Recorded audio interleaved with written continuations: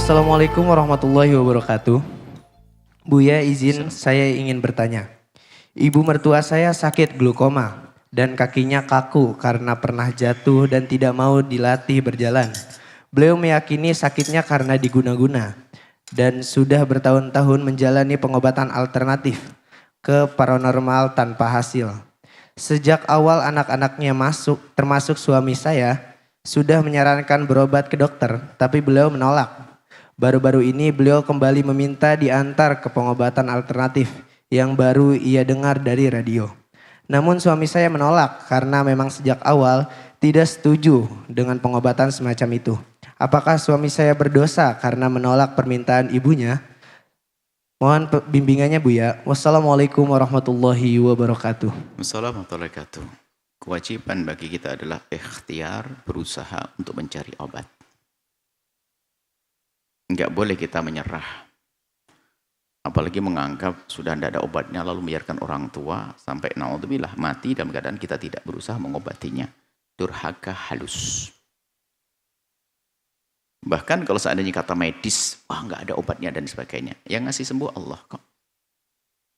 Jangan menyerah, oh kata medis yang sudah enggak diobati ibu saya dibiarin sampai meninggal naudzubillah.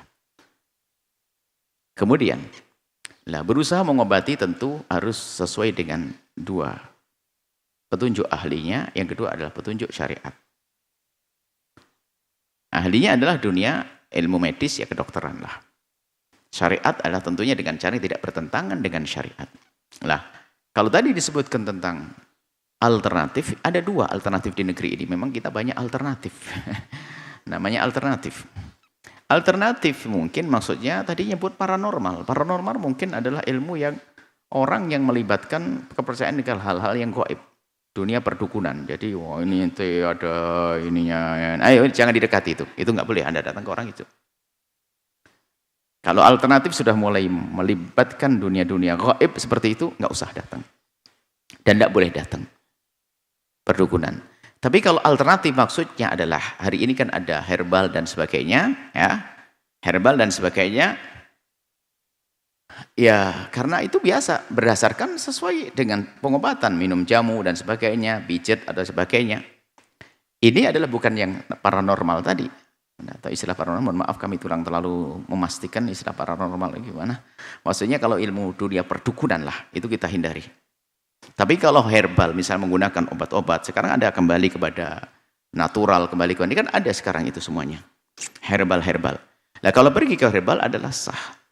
Cuman kita harus waspada. Dunia kesehatan nggak bisa serta-merta orang bisa tahu. Makanya kami tetap menghimbau untuk Anda pergi ke medis dulu. Diagnosanya yang jelas. Itu belajar ilmu kedokteran bertahun-tahun. Pengobatan itu diuji coba untuk mengetahui penyakit ini dan sebagainya. Maka Anda harus berpikir, ini loh, wasalu ada dzikri. Dokter, ilmu kedokteran itu ilmu yang dipelajari dengan detail tentang penyakit-penyakit dan seterusnya. Masa akan kalah dengan saya hanya belajar kursus seminggu, langsung saya ngetahui penyakit ini dan sebagainya. Semua pakai kira-kira, saya mengira-kira penyakit ini. Tapi kira-kiranya medis itu pakai ukur, alat ukur. Alat ukur. Maka jangan anti medis, itu yang nyuruh Rasulullah lah ya. Fas'alu ala dzikri kuntum la ta'lamun. Dokter ahlinya kedokteran. Oh nanti dokter bohong lah. Kalau salah dokter bohong bukan kedokteran yang salah, kebohongannya yang salah. Orang bohongnya. Jadi Anda boleh herbal. Herbal itu mohon maaf dikit-dikit herbal. Loh, kami tidak mengingkari urusan herbal. Obat alami dan sebagainya. Mungkin pengalaman ibu-ibu zaman dulu. Kalau sakit perut cukup kunir sama madu. Kan begitu. Selesai. Batuk cukup jeruk sama apa gitu. Selesai. Jeruk bakar selesai. Iya betul. Tapi kadang-kadang untuk membuktikan penyakitnya dari mana sumbernya nggak bisa. Baru nanti sumbernya dari lambungmu, dari paru-parumu ini.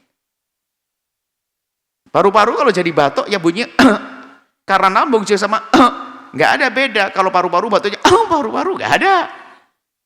Yang mengetahui adalah medis. Jadi kami ingin menggabungkan ini membawa kepada kecerdasan yang jangan mentang-mentang Ustadz sok nih cukup aja dengan ini baca ayat kursi dan sebagainya. Ini dunia Nabi yang mengajarkan.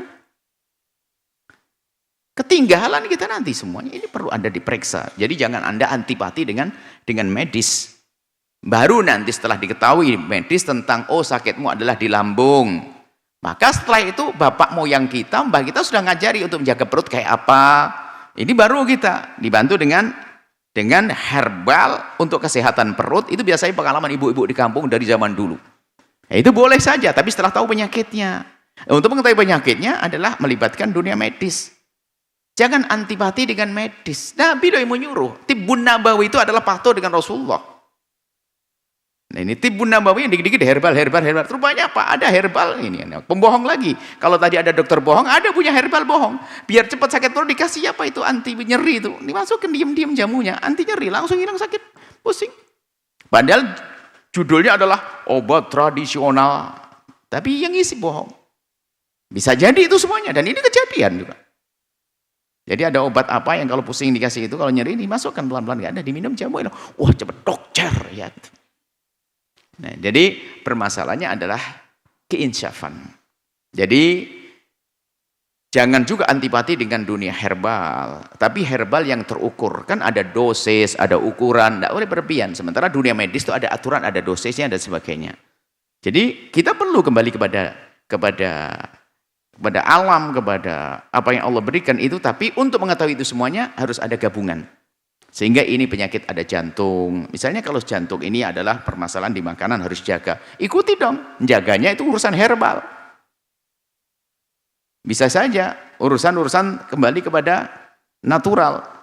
Tapi kalau dari awal anti medis dan sebagainya, ujung-ujungnya 7 hari sebelum meninggal masuk rumah sakit juga kan begitu. Sombong itu nggak boleh. Dokter sombong dengan dunia perhebalan, apalagi sama Tibbun Nabawi yang diistilahkan urusan madu dan sebagainya, merendahkan juga nggak boleh. Atau sebaliknya. Antipati dengan kedokteran ya nggak boleh dong. Kedokteran itu adalah ilmu yang serius juga. Jujur aja deh kita. Nah ini ada pun yang bertanya tadi adalah ya kalau ibundanya hanya mungkin memahami alternatif kan betul ada dua. Alternatif yang haram, kalau alternatif yang haram boleh. Harus wajib ditinggalkan. Tapi kalau alternatifnya yang mohon maaf ya herbal untuk jamu ini sebagainya dicek aja nanti dua-duanya lah.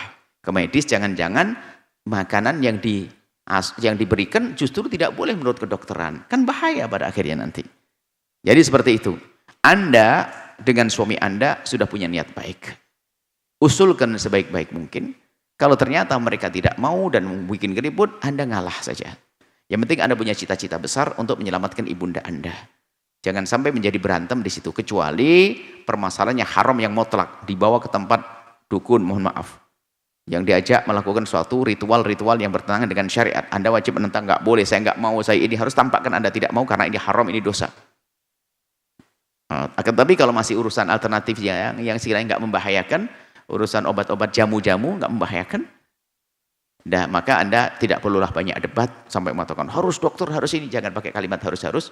Musyawarah itu perlu mengedepankan kebersamaan selagi tidak membahayakan urusan lahir dan batinnya, urusan dunia dan akhiratnya. Wallahu a'lam bishawab.